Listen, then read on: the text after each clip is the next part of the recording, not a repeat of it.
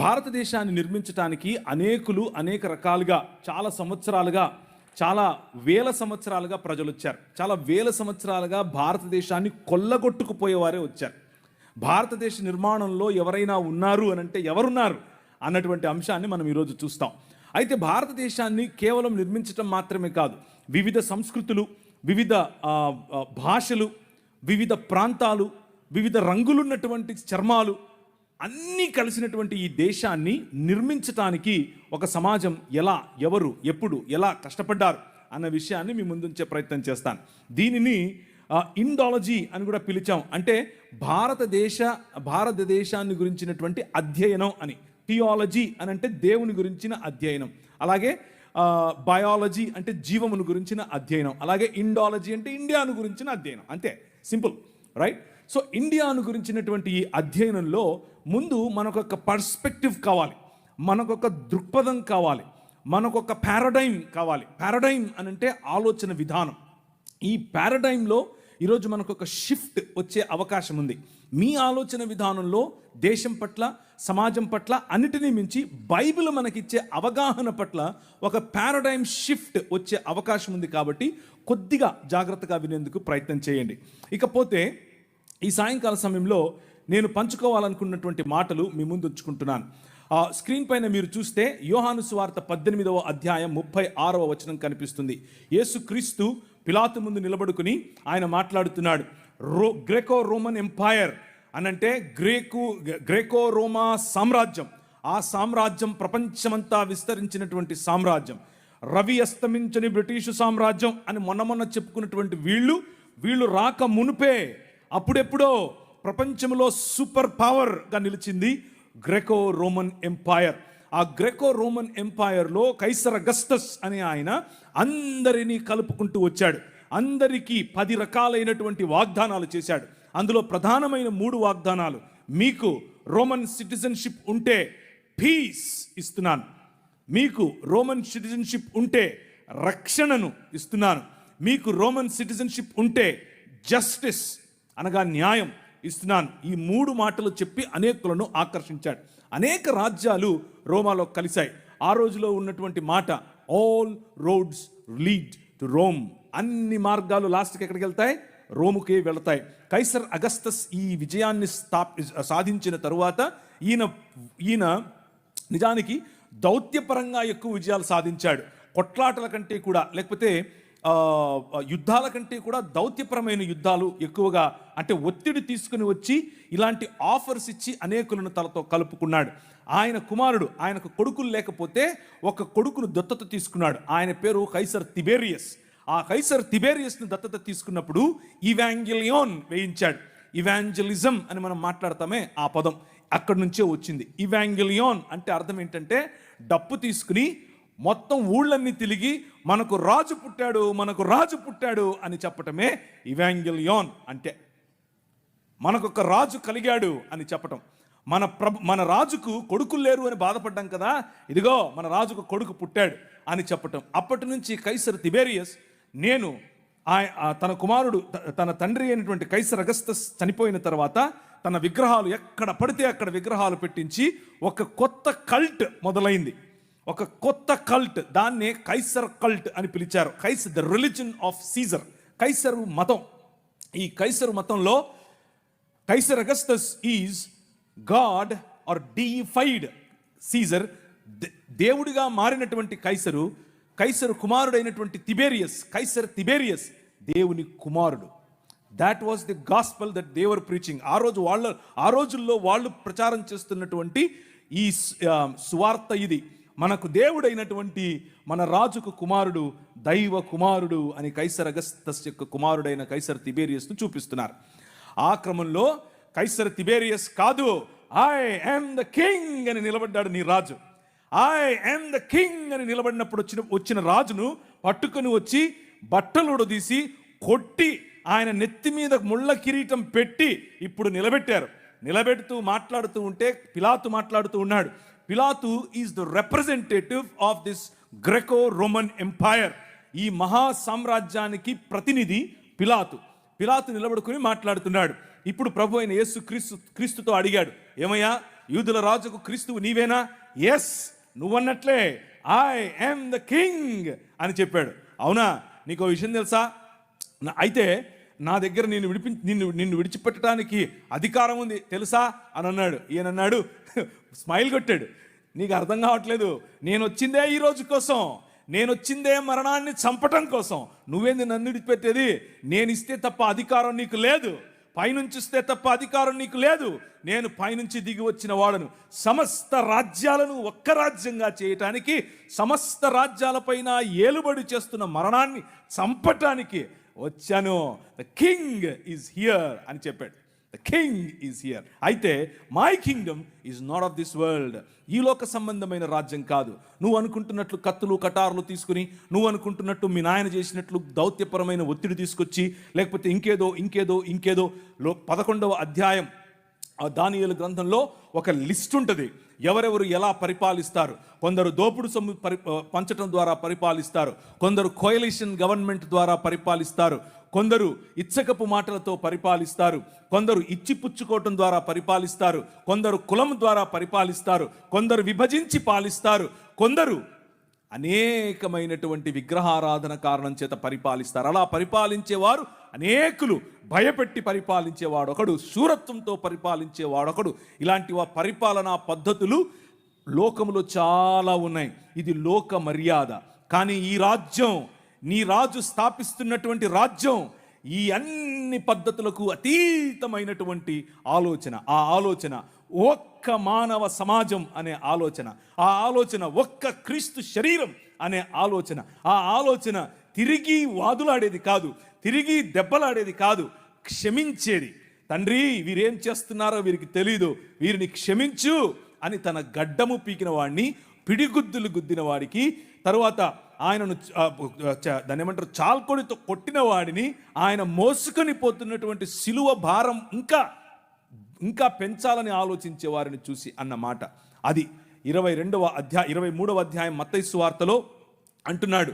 పరిసయ్యులు మరియు అక్కడ ఉన్నటువంటి ఈ పాఖండులు, లేకపోతే హిపోక్రైట్స్, పైకొకటి లోపలొకటి ఉన్నటువంటి వారు అంటున్నాడు, woe to you scribes and Pharisees hypocrites, for you tithe mint dill and cumin and have neglected weightier matters. మీకు అవసరమైనటువంటి వాటిని మాత్రమే పట్టుకుంటున్నారు. దీంట్లో కొత్తిమీరలో 10వ వంతు ఇవ్వండి, మీ పుదీనాలో 10వ వంతు ఇవ్వండి. మీ మతం పట్టి సస్తున్నారు మీరు. కానీ చేయాల్సిందేమిటి? జస్టిస్, న్యాయం, మర్సీ, కనికరం, ఫెయిత్ ఆర్ దీన మనస్సు కలిగినటువంటి, నేను కాదు రాజు, నువ్వే రాజు అన్నటువంటి ఆలోచన. That is the kingdom of God. అది దేవుని రాజ్యం. ఇది మన నేషనలిజం. ఈ ఆలోచనను బట్టి మనం ప్రపంచములను ఆశీర్వదిస్తాం. న్యాయం ప్రతి ఒక్కరికి, కనికరం ప్రతి ఒక్కరికి, ఆయన రాజ్యం ప్రతి ఊళ్ళో, ఆయన రాజ్యం ప్రతి దేశంలో, ఆయన రాజ్యం ప్రతి తెగలో. రోమీయులకు రాసిన పత్రిక, దేవుని రాజ్యము, for the kingdom of God is not eating and drinking, but the kingdom of God is righteousness, peace and joy in the Holy Ghost. That is the kingdom of God. దేవుని రాజ్యము అనంటే తినడం తాగడం కాదు. దేవుని రాజ్యము అనంటే ఏంటి?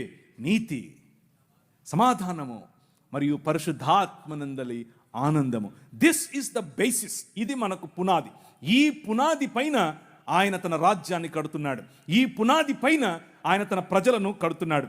అలా కట్టే క్రమంలో ఆయన మనకు నేర్పింది, దాన్ని ఏమంటారు, మనకు నేర్పినటువంటి పాఠం, ఆయన మనుష్యులను తన స్వరూపమందు తన పోలిక చొప్పున చేసి దేవాలయము అనగా భూమ్యాకాశములు అనేటటువంటి తన నివాస స్థలమును చేసుకుని 6 దినములు దానిని అలంకరించి, పగటికొక వెలుగు, రాత్రికొక వెలుగు, ప్రపంచములో అన్ని వనరులు అందరికీ అందులాగున దానిని శృంగారించి ఆ మందిరములో, ఆ భవనములో 7వ దినమున రాజై ఆకాశమును తన సింహాసనముగా, భూమిని తన పాదపీఠముగా చేసుకుని విరాజమానుడయ్యాడు.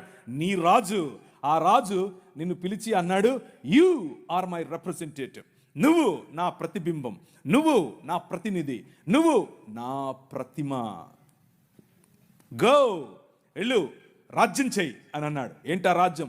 ఫలించు, అభివృద్ధి చెందు, విస్తరించు, భూమిని నిండించు, దాని మీద ఏలుబడి చేయి అని అన్నాడు. ఎలా ఏలుబడి చేయాలి?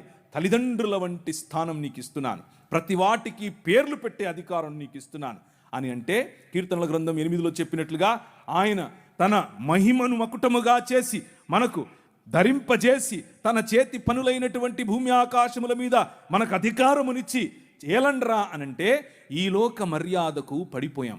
ఈ లోక మర్యాద అనగా అంధకార సంబంధమైన దురాత్మ సమూహముల యొక్క అధికారము, అవి చెప్పిన మాటలు విన్న కారణం చేత మన కార్పొరియల్ రిప్రజెంటేటివ్, మన ఫెడరల్ రిప్రజెంటేటివ్ అయినటువంటి ఆదాము, మనుష్య సమాజమునకు గుర్తు అయినటువంటి ఆదాము ఆ చేసిన నిర్ణయం కారణం చేత అందరము అంధకార సంబంధమైన దురాత్మ సమూహముల యొక్క రాజ్య భాగస్థులము అయ్యాం. దాన్నే ఒరిజినల్ సిన్ అంటారు. దాన్నే మూల పాపము లేకపోతే స్వభావ సిద్ధమైన పాపము అని అంటారు. Choosing the world and rejecting God, దేవుణ్ణి రిజెక్ట్ చేయటం. మనుష్య సమాజము మూకుమ్మడిగా దేవుణ్ణి రిజెక్ట్ చేసిన కారణం చేత ఆయన ఊరుకుండలేదు.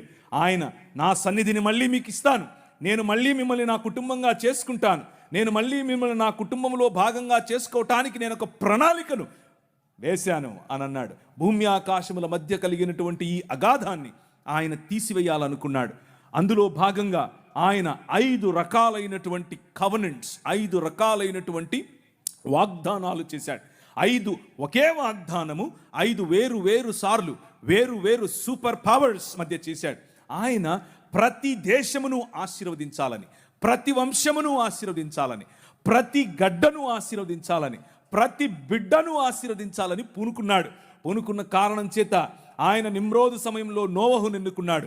మెసపటోమియా సమయంలో అనగా నిమ్రోదు సమయంలో ఆ రోజుల్లో సూపర్ పవర్ నిమ్రోదు సమయం.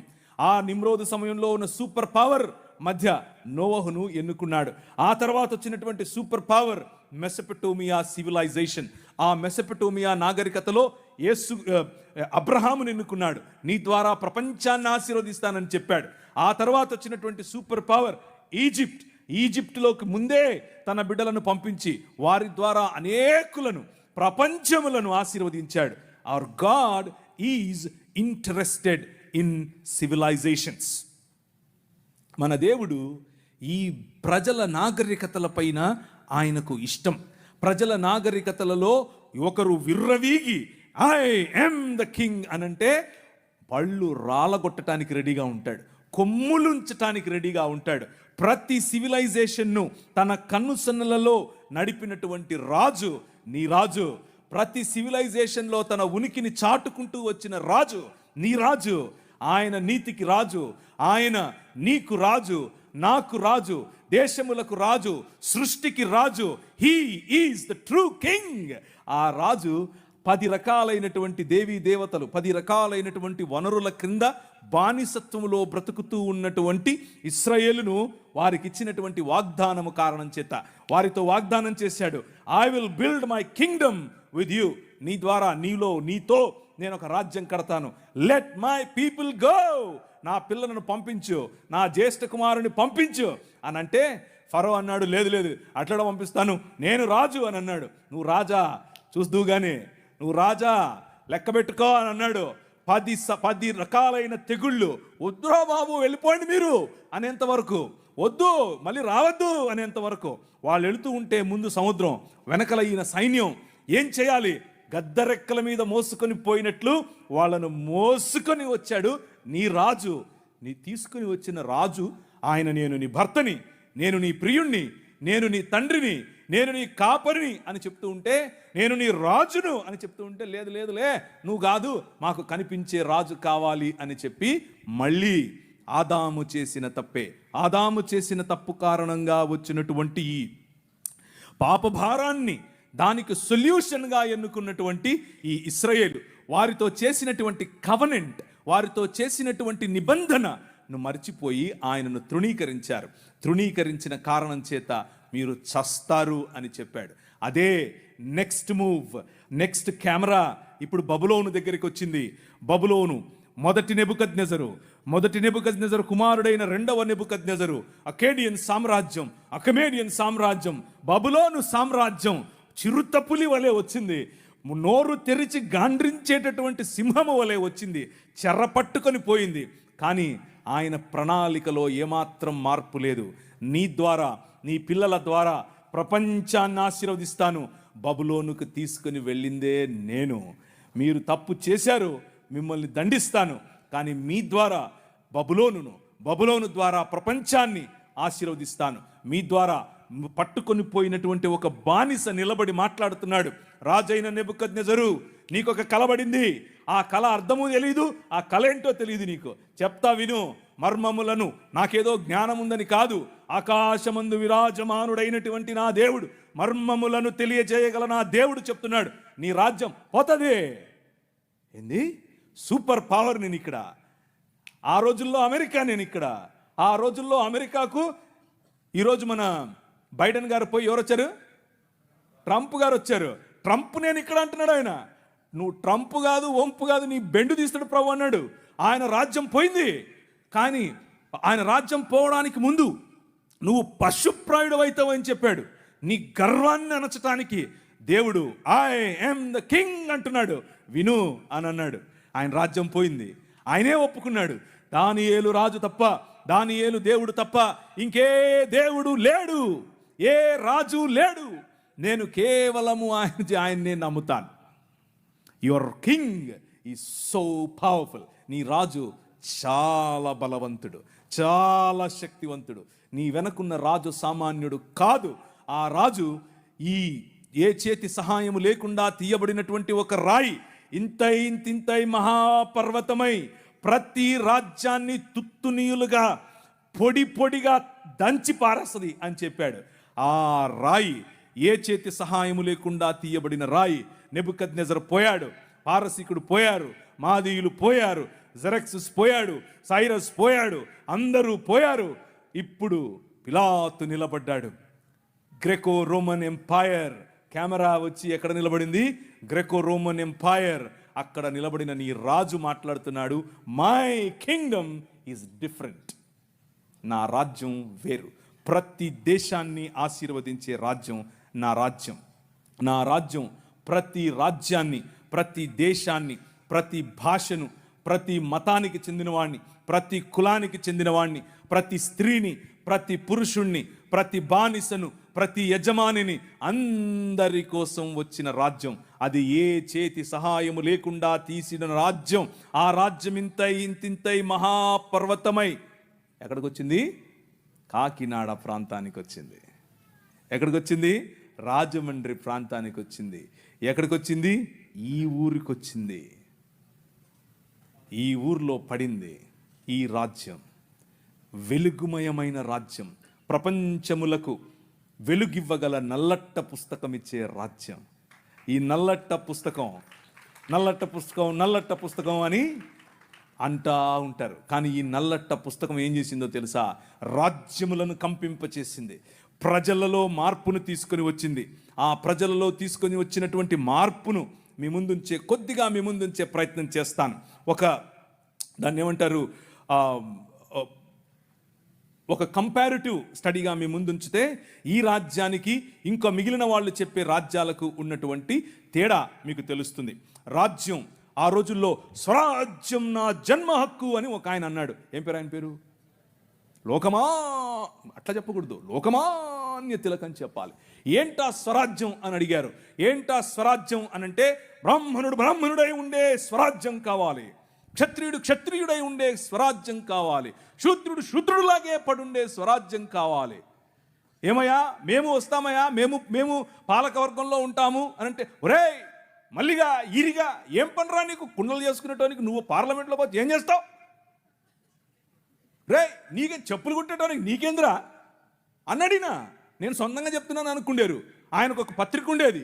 ఆ పత్రికలో రాశాడు, స్త్రీల పట్ల ఈ స్వరాజ్యానికి ఉన్నటువంటి ఆలోచన ఏంటో తెలుసా? ఈ ముందంట పండిత రామాబాయి, ఇంతమంది ఉన్నారు దేవుళ్ళు, ఒక్కడు నచ్చలే, ఆ పోయి తెల్లనితో లేచిపోయింది అని రాశాడు. నేను ఊరికే చెప్పట్లేదు, పేపర్లో రాశాడు. వారు కోరుకున్నటువంటి రాజ్యం ఏమిటి అని అంటే, వారు ఎదురు చూస్తున్నటువంటి రాజ్యం ఏమిటి అని అంటే, దానికి రామరాజ్యం అని కొందరు పేరు, దానికి ఇంకో రాజ్యం అని ఇంకో వాళ్ళ పేరు. మొత్తానికి అంతా కలిపి చూస్తే ఆ స్వరాజ్యం ఏమిటి అని అంటే, ధర్మం 4 పాదాల మీద నిలబడాలి. నీ బతుకు నువ్వు అలాగే బతకాలి. నీ బతుకు నువ్వు అలాగే బతకాలి. మూతికి ముంత, ముడ్డికి చీపురు, ఇదే నీ బతుకు. ఇదే చెప్పారు, నువ్వు అలాగే బతకాలన్నారు. పూణేలో అలా అలా ప్రాక్టీస్ చేశారు. భయంకరమైనటువంటి జీవితం. ఇది వారు ఎన్నుకున్నటువంటి మార్గం, ఇది వారు చెప్తున్నటువంటి రాజ్యం. ఆ రాజ్యంలో సావర్కర్ గారు ఆ రాజ్యం కోసం పోరాడుతూ ఎన్ని పిటిషన్లు పెట్టాడు. అయ్యో బాబోయ్, నన్ను రక్షించండి, నేను ఉండను, ఇక్కడ ఈ జైల్లో ఉండను. బ్రిటిష్ వారు, మీరు నిజంగా మా కోసం వచ్చినటువంటి కాళీమాత లాంటి వారు, మీరు ఈ ముస్లింల నుంచి మమ్మల్ని రక్షించడానికి వచ్చినటువంటి దేవుడు. వాళ్ళని పొగడాడాయన. పొగిడి పిటిషన్లు పెట్టిదిగా మీ స్క్రీన్ మీద కనిపిస్తోంది. పిటిషన్లు పెట్టి మరి నన్ను బయటకు తీసుకురమ్మని అడిగితే ఆయన బయటకు తీసుకొచ్చారు. 1913లో ఒకటి, నవంబర్ 14 1913లో ఒకటి, ఫిబ్రవరి 2 1948లో ఒకటి, 1950లో ఒకటి చెప్తూ పెడతనే ఉన్నాడు. ఆయన ఒకవైపు క్రైస్తవ వీరులు, ఒకవైపు క్రీస్తు కోసం వచ్చినటువంటి వారు ఈ దేశ నిర్మాణం కోసం పోరాడుతూ ఉంటే ఈయన బ్రిటిష్ వారికి తొత్తుగా పనిచేశాడు. బ్రిటిష్ వారికి తొత్తుగా ఒకవైపు ఈ దాన్ని ఏమంటారు, బ్రిటిష్ వారికి వ్యతిరేకంగా జరుగుతూ ఉన్నటువంటి సహాయ నిరాకరణోద్యమము, అలాగే అంటే నాన్ కోఆపరేషన్ మూవ్మెంట్, ఉప్పు సత్యాగ్రహం వగేరాలు జరుగుతూ ఉంటే, అసలు ఆ ఆలోచన ఎలా వచ్చింది ఆయనకు ఇప్పుడు వద్దాం, మనం అక్కడికి వద్దాం. అలాంటివి జరుగుతూ ఉంటే ఈయన అలా కాదు, బ్రిటిష్ ఆర్మీలోకి వెళ్ళి చేరండి, దానికోసం అప్లికేషన్ పెట్టండి, నేను సిఫారసు చేస్తానని ప్రజలను రిక్రూట్ చేసుకుంటున్నాడు ఆ రోజుల్లో. అది వీళ్ళ భావజాలం. కానీ మన భావజాలం ఏమిటి, వీరి భావజాలం ఏమిటి? బంచ్ ఆఫ్ థాట్స్ అనే పుస్తకంలో గోల్వల్కర్ గారు అని అంటే ఎవరంటే మొట్టమొదటి ఆర్ఎస్ఎస్ యొక్క సరసంఘచాలక్ గారు. ఆయన చెప్పినటువంటి మాటలు, ఆయన ఉద్దేశంలో ఏంటి అసలు అంటే, ఒక హిందువు ఏ విధంగా almighty Purusha Sukta where in it is stated that the sun and the moon and his eyes stars and the skies are created from his నాభి. ఇది వాళ్ళకు కావలసినటువంటి ఆలోచన విధానం. అంటే ఇది అఖిలాండ కోటి బ్రహ్మాండమైనటువంటి దేశము. నాభి నుంచి ఒకరొచ్చారు, కాళ్ళ నుంచి ఒకరొచ్చారు, చేతుల నుంచి ఒకరొచ్చారు. ఇది చెప్పడమే వాళ్ళకు కావలసినటువంటి రాజ్యం. ఆ రాజ్యాన్ని వారు అలాగే కట్టారు. Cost is the highest evolved state ever in the world అని చెప్పాడు. అంటే కులాన్ని నిర్మించటం, కులంలో బ్రతకటం, కుల ప్రాతిపదికన ఉండటం మాత్రమే స్వరాజ్యం అని చెప్పాడు. అలా బ్రతికితేనే మనం భారతీయులం అని చెప్పాడు. కానీ దాదాపు 20% పైన, దాదాపు 50+20 70% పైన ఉన్నటువంటి ప్రజలు బడుగు బలహీన వర్గాలుగానే మిగిలిపోవాలి. బడుగు బలహీన వర్గాలుగానే చదువుకు దూరంగా ఉండాలి. బడుగు బలహీన వర్గాలుగానే అధికారానికి దూరంగా ఉండాలి. బడుగు బలహీన వర్గాలుగానే విద్యకు, వైద్యానికి, గౌరవానికి దూరంగా ఉండాలి. ఇది వారు కలలు కన్నటువంటి రాజ్యం. వారు కలలు కన్నటువంటి రాజ్యం అదైతే మనం కలలు కన్నటువంటి రాజ్యం ఏమిటి? సమానత్వం. మనం కలలు కన్నటువంటి రాజ్యం ఏమిటి? అందరికీ చదువు. మనం కలలు కన్నటువంటి రాజ్యం ఏమిటి? ఇప్పుడు చెప్తాను కాసేపు ఉంటే. కానీ వీరితో పాటుగా ఇస్లామీ సహోదరులు కూడా ఒక మూవ్మెంట్ తీసుకుని వారు కలలు కన్నటువంటి రాజ్యం ఏమిటి, వాళ్ళు కలలు కన్నటువంటి నేషనలిస్టిక్ ఐడియాలజీ ఏమిటి అని అంటే, ఒక ఆయన మొహమ్మద్ ఇక్బాల్ గారు, ఇంకొక ఆయన మొహమ్మద్ అలీ జిన్నా గారు, వీళ్ళిద్దరూ కలిసి వీళ్ళిద్దరి యొక్క భావజాలం ఏమిటి అని అంటే, కేవలము షరియా ప్రకారం బ్రతికేటటువంటి రాజ్యం కావాలి. షరియాలో ఏముంటుంది? షరియా అని అంటే అదేదో తినేది అనుకుండేది. షరియా అంటే చాక్లెటో లేకపోతే పాయసమో కాదు. షరియా అంటే అర్థం ఏంటంటే వారి ధర్మశాస్త్రం. షరియా లా ప్రకారం బ్రతికేందుకు ఒక రాజ్య నిర్మాణం చేయాలి అని వారు కలలు కన్నారు. ఇంతకు ఏంటి షరియాలో? అవును ఉందాంలే, షరియా లాలో ప్రాబ్లం ఏంటి అని అనుకుంటున్నారా? నో. షరియా లాలో ఏముంటుంది అని అంటే, నువ్వు వేరే మతాన్ని ప్రాక్టీస్ చేస్తే నువ్వు బ్రతికుండటానికి పన్ను కట్టాలి. దాన్నే జిజియా పన్ను అని అంటారు. నువ్వు బతికుండటానికి పన్ను కట్టాలి. మొదట అస్సలాము అలైకుం అని ఆయన అనడు, నువ్వే అనాలి. అనకపోతే జైలు. నువ్వు రోడ్డు మీద నడుచుకుంటూ వస్తూ ఉంటే అవతల నుంచి మౌలవీ సాబ్ వస్తుంటే నువ్వు కిందికి దిగాలి. ఎక్కడో విన్నట్టుందా? ఇది సనాతనంలో ఉండేదే. ఇది కూడా కొత్తదేం కాదు. వాళ్ళు ఇక్కడ నుంచి కాపీ కొట్టిందే. ప్రతి ఒక్కటి అక్కడి నుంచి తీసుకొచ్చి వీళ్ళు ఒక లా అని పెట్టి దానికి షరియా అని పేరు పెట్టారు. ఇప్పుడు ఒక 5-6 నిమిషాల తర్వాత చెప్తాను ఇంకా ఏమేమి ఉంటాయో అక్కడ. సో ఇస్లాం ప్రకారంగా వారు స్థాపించాలనుకుంటున్నటువంటి రాజ్యాలు, మీరు అనేకులు మిడిల్ ఈస్ట్కి వెళ్ళి పనిచేసే వాళ్ళు బహుశా మీలో ఉన్నారు. బహుశా మీకు తెలిసిన వారు అనేకులు, ఈ ప్రాంతం నుంచి అనేకులు మిడిల్ ఈస్ట్కి వెళ్ళి పని చేస్తున్నారు. వాళ్ళని అడిగి చూడండి ఇస్లామీ రాజ్యాలు ఎలా ఉంటాయో. వాళ్ళు కలలుగన్నటువంటి రాజ్యం అది. మా రాజ్యంలో ఇలా ఉంటుంది, మా రాజ్యంలో కొందరికే ప్రివిలేజెస్, పురుషులకే ప్రివిలేజెస్, గడ్డమున్నోళ్ళకే ప్రివిలేజెస్. అలాంటి రాజ్యం యొక్క కలలు వాళ్ళు కన్నారు. కానీ ఈ దేశ నిర్మాణం చేసినటువంటి క్రైస్తవ సమాజం, ఈ దేశ నిర్మాణం చేసినటువంటి క్రైస్తవ సమాజం కలలుగన్నటువంటి రాజ్యం స్క్రీన్ మీద మీకు కనిపిస్తూ ఉంది. 1807లో abolishment of the slavery act నీ రాజు తీసుకొచ్చాడు. జోగిని అనే వ్యవస్థను కూల్చడానికి నీ రాజు తీసుకొచ్చాడు. 1930లో ముత్తులక్ష్మిరెడ్డిని నిలబెట్టి మెడ్రాస్ లెజిస్లేటివ్ కౌన్సిల్లో ఈ దేవదాసి వ్యవస్థను నాశనం చేయటానికి, దాన్ని తీసి పారేయండి అని పిల్లు పెట్టింది. నీ రాజు పంపగా వచ్చిన వ్యక్తులు ఆంధ్ర జోగిని యాక్ట్ మనం తీసుకొచ్చాం. ఇంగ్లీష్ ఎడ్యుకేషన్ ఫర్ ఎవ్రీబడి, ప్రతి ఒక్కరికి 1835 మనం తీసుకొచ్చాం.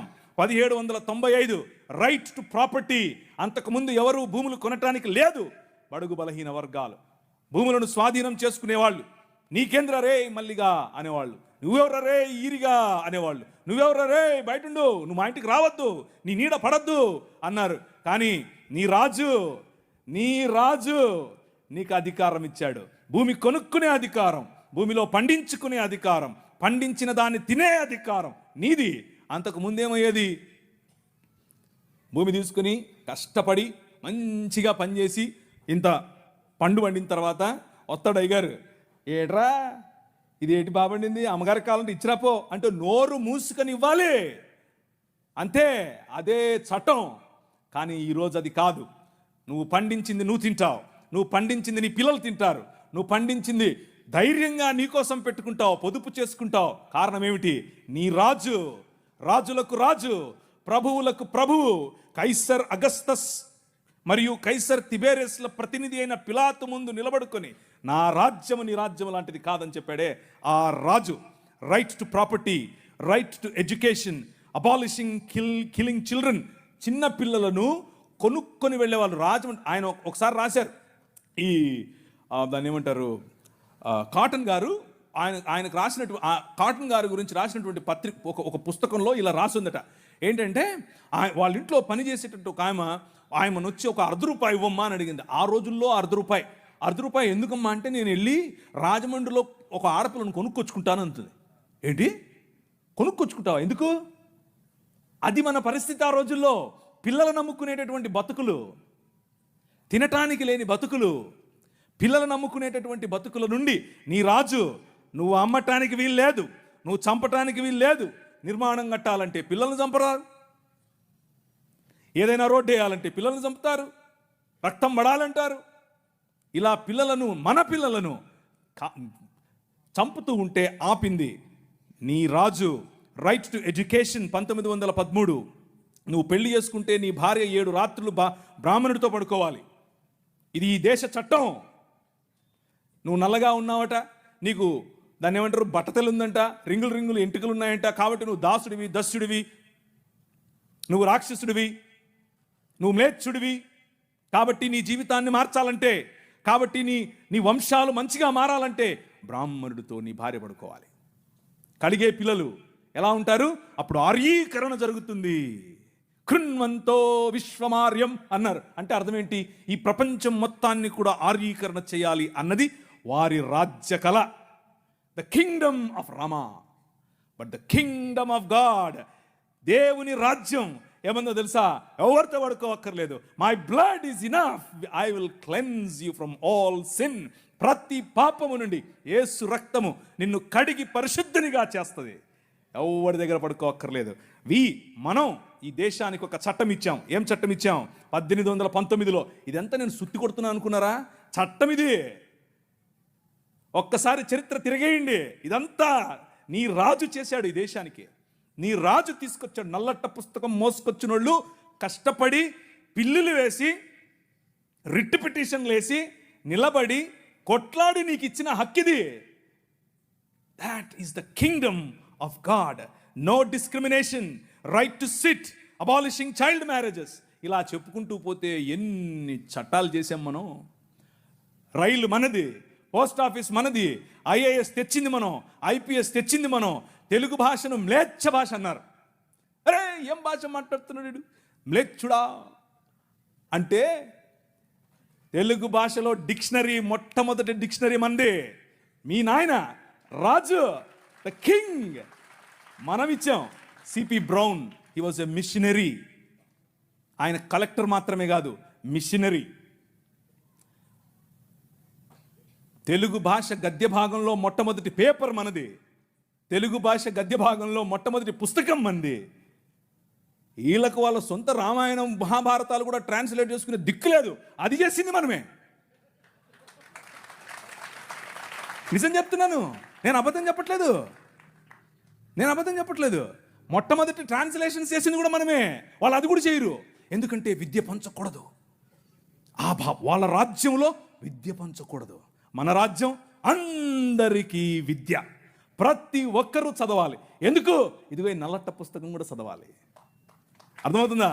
నల్లట్ట పుస్తకం చదివితే దిమాగ్ ఖరాబ్ అవుతుంది, దిమాగ్ ఫిరాయిస్తుంది, మనిషి వెంటనే మనిషి అవుతాడు.